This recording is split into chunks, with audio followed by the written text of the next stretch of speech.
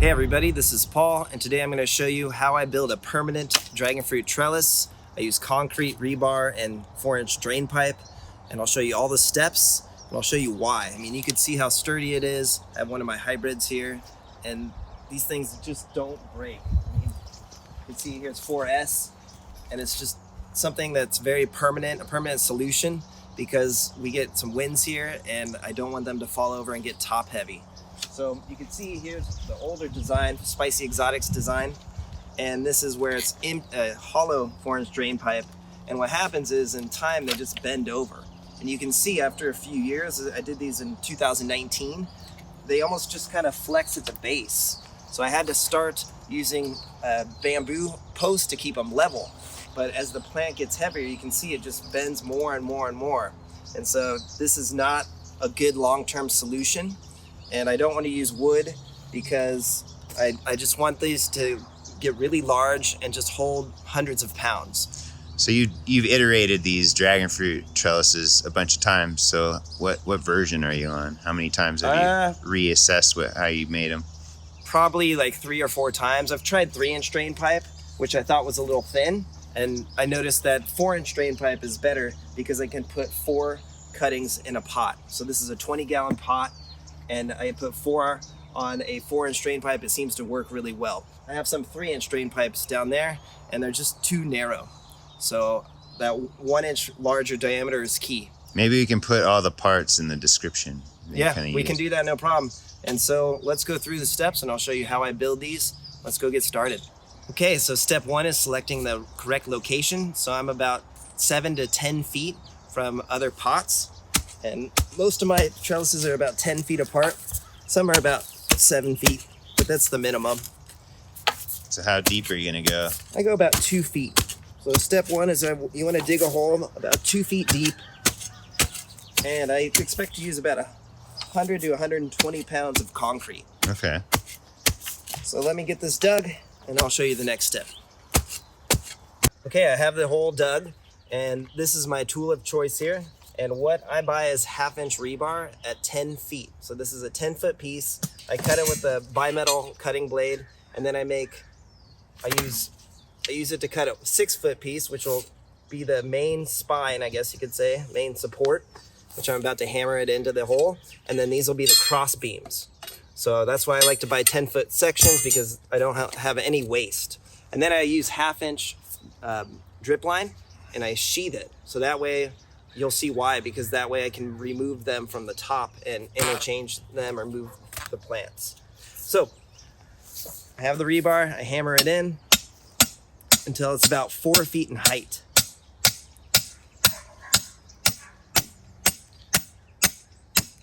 Try to keep it centered and level. And that looks about good. So it's about 4 foot, 1 inch. So one more hit. There we go. Next up, this is the 4-inch triple wall drain pipe, and I cut this to a 6-foot piece. You can see it's too tall. So now I'm gonna trim it back just a bit.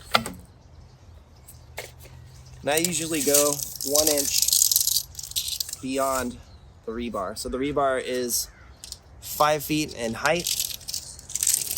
So now I'll cut this 5'1".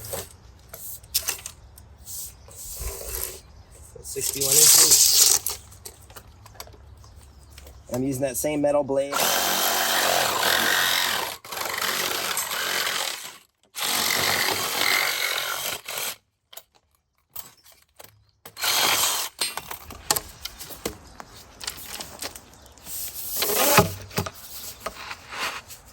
And there we go. Next up, I put a 4-inch cap, and I use this drill bit. It's a unibit. I go straight through.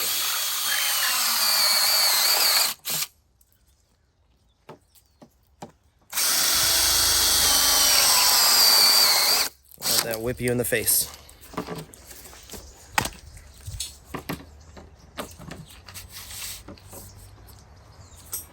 I try to make it a 90-degree angle. I just eyeball it. Sometimes I go through the cap twice, but usually I just go right under it. And there we go. So now I have that done. Now it's time to get to the concrete. So let me get the concrete ready and show you the next step. So what I like to use is the fast setting concrete, and I'll use anywhere from 100 pounds to 120 pounds per pot, per trellis. And the reason why I like How many bags is that, like 2? 2, a little over 2, depending on the hole. But usually 2 is plenty. And what I like to do is mix it up really well. It's definitely too wet there. Yeah, you don't need much. You just need a bucket and some water. Yep. And a stick. Nice. Don't want to breathe it, by the way. It's really bad to breathe the dust.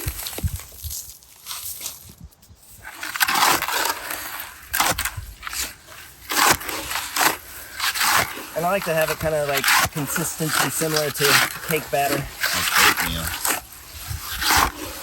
Definitely more on the thinner side. So next I like to fill up the base first.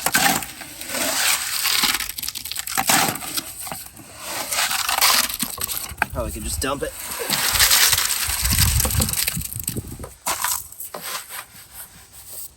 Use the rebar. Just get any of the holes, air hole pockets out of there. And work it in. And again, this is fast setting, so it'll set pretty quick. You want to make sure it's nice and level before the concrete sets. That's very important. And it does set pretty quickly. Then I like to use the rebar. Ooh. And that'll kind of help keep it where I want it to. I think in this case, probably something like that.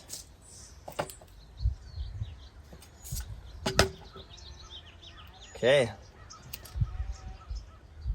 There we go, nice and level. You want to check that a few times. And just fill it up. Makes a very cool sound when it plops down.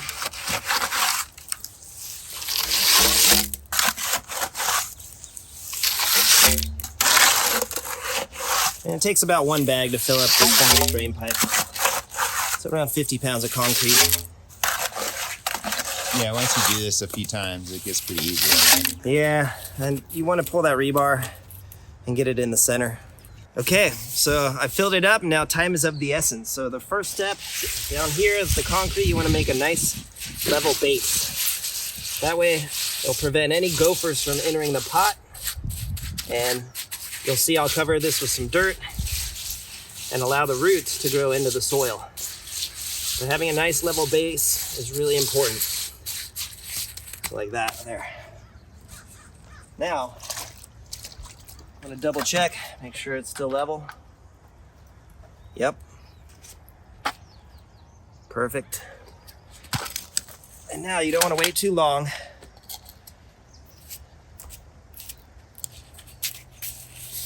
Before it hardens. You don't want it to harden, that'd be bad. Just put the cap on. And then insert these straight through.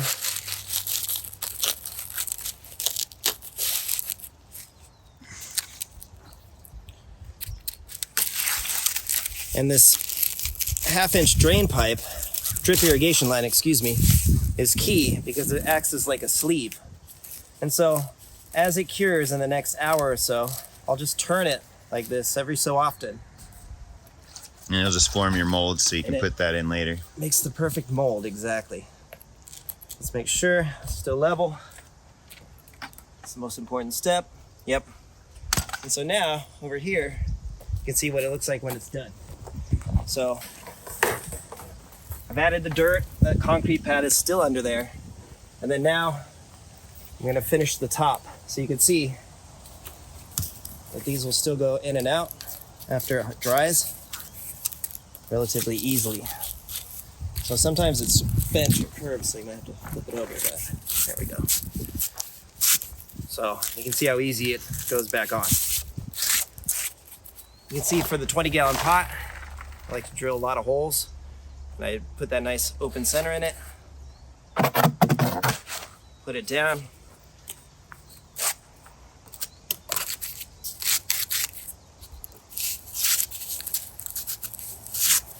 And then I like to use this wire mesh. You buy it at Home Depot or Lowe's. Comes in a big 8-foot by 4-foot or something like that. And I think I make 4 out of them, out of each piece. So I cut them and tie them down with zip ties, and it looks like this over here when it's done. And then you have the burlap. Yep. So I like to build the top, and then I add plenty of burlap around it. Why do you add the burlap? That way the aerial roots will have something to grab onto. I've seen some people use sandpaper to make it more rough, the PVC, and you could do that as well. Okay. But I prefer to just let it be and put plenty of burlap on it. And I just use some larger zip ties, or you could use wire or twine. And there you go. Next step I like to form a little base of perlite. So I add perlite about 4 inches and then put in potting soil, and it's good to go. And so after a while, I'm gonna redo all these, that's down this whole row, and I'll show you what here's the Laverne pink looks like when it's all said and done. So something like this. And then time, some of the older ones will just get those aerial roots and really just... Yeah, you have an example of the aerial roots? There's some here. You can see how they're going Some of my into the older burlap. pots, I've moved most of them, so not in this section. That's a good example. Yeah. And there you go. And they're sturdy. They can take a lot of weight, and I don't have to worry about them falling in the winds or anything. And I couldn't be happier. So I'm getting rid of all the white ones, and they're all gonna be 20-gallon black pots. And you can see I've probably done 80 of these already or something like that. 50. You're experimenting so other people don't have to. Yep, so that's been working really well for me. I'll never have to deal with rot or have any problems. So there you go. Give us a like and a subscribe. Have yourself a wonderful day. Take care. Thanks for watching.